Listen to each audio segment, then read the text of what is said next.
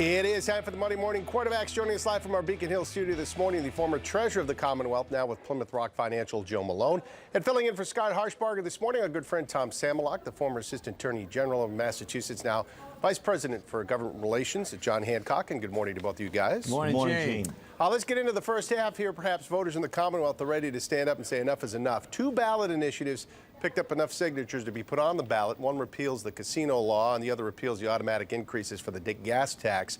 Signatures need to be verified. There could be a court challenge here. But, Joe, is it fair to interpret this as voters finally making some noise about business on Beacon Hill? Well, from what I hear, particularly on the gas tax, people were rushing to sign it, and that's a good sign. That it's not simply a case of, here, bigger government, higher taxes, here's your next dose of medicine, citizens. It's time to fight back. We saw it with the tech tax, where it just got rammed through Beacon Hill, and then suddenly people woke up and said, wait a minute, do we really want to kill the goose that lays the golden eggs, technology in this state? So hopefully it is. But one thing is certain here, and that is that the more people tune into government, the more they are able to improve government.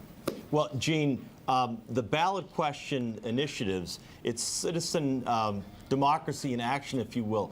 The only thing that I'll say is I think it's great to see people out there signing both of these, but there will be repercussions if they pass and you repeal the gas tax and the casino law.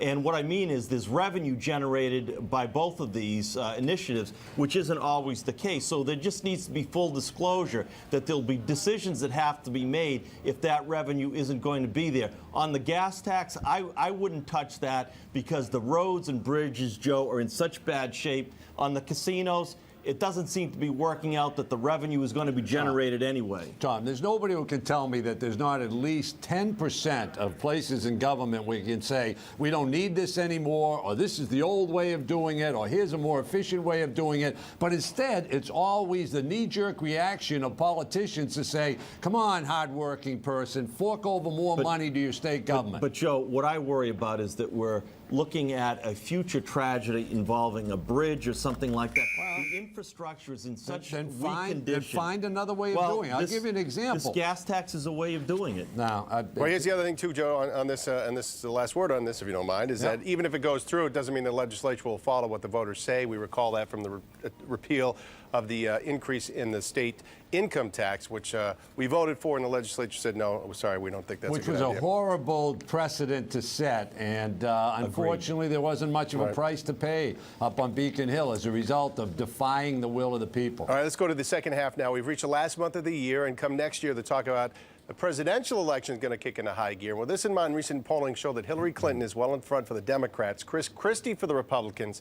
Long way to go, of course, but Tom, that would make for a pretty fascinating presidential race, don't you think? How would you prognosticate that one? Well, Gene, it is awful early, but that's what part of what makes it fun right now. You've got Hillary Clinton so far ahead that you have to think that if she runs in the Democratic primary, and then the point being that if she runs, you have to assume that it's hers for the taking. On the other side, Christie is leading. But if you looked at some of the other candidates who were included in that poll, some of the more conservative candidates, those numbers combined make a tougher road to hoe for Christie. So at the early stage, I would say I'd probably put money on Hillary Clinton.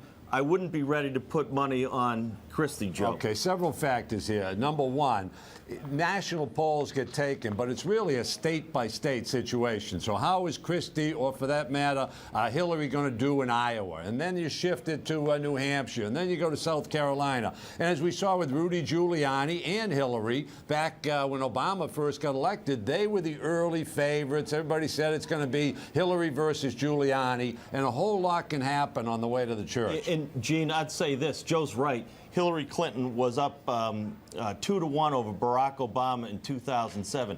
Here, this time around, she's up 5-1, and the number 2 guy, Joe Biden, who probably isn't going to be a candidate, although he's made some rumbling. So I say Clinton. I put money on her. Christie, not One so thing much yet. certain, Washington is looked at as toxic. So you're probably going to get people who aren't senators or congressmen. Hey, by the way, Thursday night, I'm going to take them to Scullers to see Elon Troutman, the great saxophone player. I'm going to buy all his drinks. Yeah. Wow. Glad All we right, have that yeah, on tape. yeah, yeah. We need pictures and proof of that, Tom, I'll if you get don't the mind. receipts, Gino. Believe. All right, Joe Malone, thank you. Tom Samolak, always great to have you pinch hitting this morning. Thanks so Thanks, much. Gene.